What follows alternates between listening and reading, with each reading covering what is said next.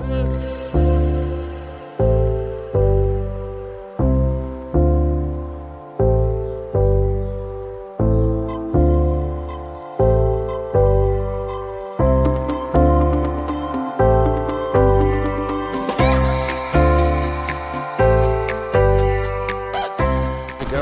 good morning. So yesterday was a bit of a interesting and frustrating day. We got to Pakse and then kind of we're trying to figure out if we're going to Bangkok for this motorbike festival, and we just kind of decided in the end that it would just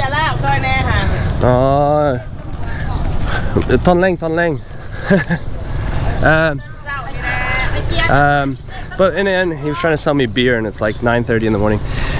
We decided that it would cut our time in Laos a bit short, so instead we're not going to go to Bangkok. But that means I need to go change my visa, because the idea was that I would use my work visa, which I still have for like 14 days until we went to Bangkok, and then I would change to a tourist visa. But because we're not going to Bangkok, 14 days isn't long enough for us to get to the next point where I would renew or redo my visa. So I'm at the border this morning. I'm just going to make a visa run across to Thailand and then just come right back in.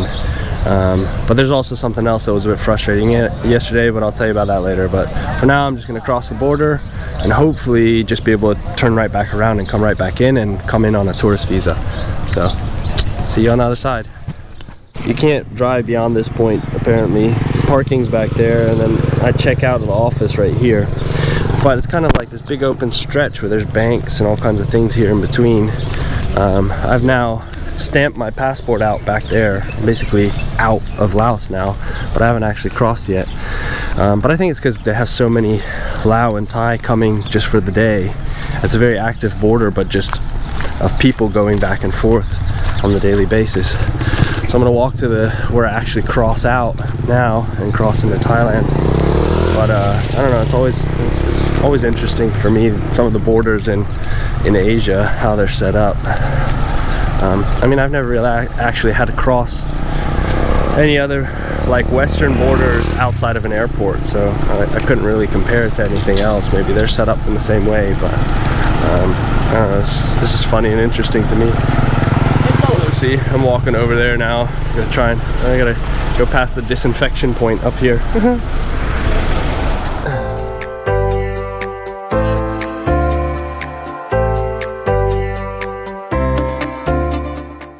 That was quick. That was all of about, I'd say under 10 minutes. But the funny thing is, I'm walking back where I was walking before when I was leaving Laos. But I haven't got my Lao visa yet. Technically walking in Laos and everything, but I gotta walk to the big building over here and fill out the papers and get my visa. I mean, they're pretty relaxed here, and they don't really have to worry about, I guess, so much immigration control and people hopping. Sure, there's not a lot of people flooding these borders and whatnot. It's pretty free flow. So yeah, and all the immigration officers were super friendly and nice and helpful. They're chatty with me. Maybe it's because it's still early in the day and they haven't had to deal with like the hordes coming off of the buses when a bus unloads with like 50-60 people. Yeah, it's pretty empty. I was kind of like just walk straight up and didn't really have to wait in line or nothing. That's pretty good. Maybe I need to buy me a little snack over here. No, that's fish stuff. I don't want fish. I want something else. I want something sweet. Where's the donut lady? There's got to be a donut lady around here somewhere.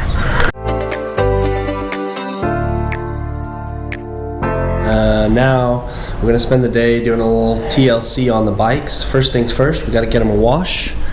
The bike's getting a nice little wash there. This is probably the fanciest wash place we've ever been. We didn't ask the price. We're gonna see how much the price is. But I mean, we got a little aircon room here. I'm surprised we didn't get tea or coffee. You know, the Zillionaire car care. The Zillionaire car care. But super nice, super fancy, so let's see how it goes. Guy didn't listen to me about my air filter, so let's see.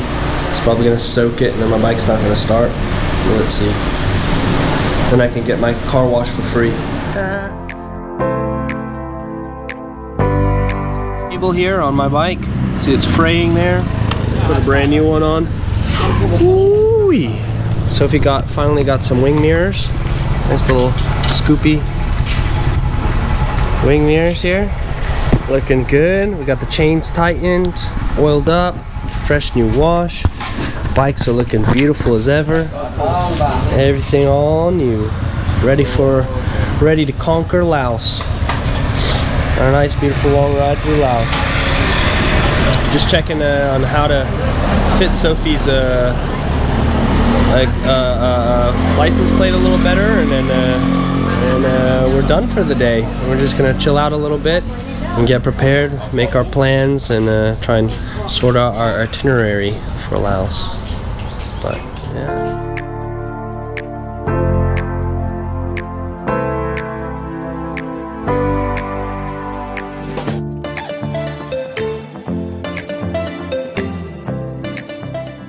Back up at the room. Had a beautiful little street food. It was amazing. Right next to our hotel, well, hostel. There's this awesome street food. I don't know. Carts, yeah, I guess. But it's like a row of them. I mean, it's what you find in every Lao town. There's that one street where there's like, it's kind of like their drive-through dinner, basically, in a sense. That's like their McDonald's. Because everybody goes there and they buy some small things to take home to the family so they don't have to cook. And it's cool because usually each thing, it's like pick and mix. There's all these different curries and rice and noodles and little meats and stuff, and each thing's like 5,000 kip, which is like 60 cents per thing. That was really good. Super tasty. And then we even found a little dessert stand, and she does these little biscuit things and little crepes with condensed milk in them. Last night she had these donut things that were super good, but they were sold out tonight. But yeah, we had a nice dinner. And earlier I was saying how yesterday was quite a frustrating day, so I'm going to explain that a little more. One, it was frustrating about the whole visa situation, but we got that sorted. But the second frustrating thing is I went to start editing my videos from since we got back from Bali, and none of them have any sound. Now I should have checked this much earlier, considering I've had issues with this GoPro. So basically when we were in Bali, we went snorkeling. After we finished snorkeling, the screen blacked out on Sophie on her last video snorkeling, and basically I opened the GoPro and water was pouring out of it. I put it in rice, and then like a day later it turned on, but it's been a little bit funny, and I've just kind of kept using it. I don't know why. I have a GoPro 5 that I could use, but I kept using it. And anyway, long story short, yeah, the microphones are fried in it. Right now I'm actually using an external mic, which I should have been using most of the time anyway, but now it's actually recording my audio again. But it's funny because now I have like 5 days of video that have no audio, but I've recorded a lot of things because I've finally wanted to start doing YouTube videos where we do a little bit more talking and explaining of things. So what I'm doing is I'm doing voiceovers on those videos, so it'll look a little bit like the old Chinese, Japanese movies where you can see the mouth moving but the voices haven't really caught up yet. Maybe, I don't know, or don't match. So it'll be pretty funny, but hopefully I talked to GoPro today. I'm gonna send this one back and they're gonna replace it, but I don't know when I'll be able to get it because I can't send it to Asia. I gotta send it to the US, and then my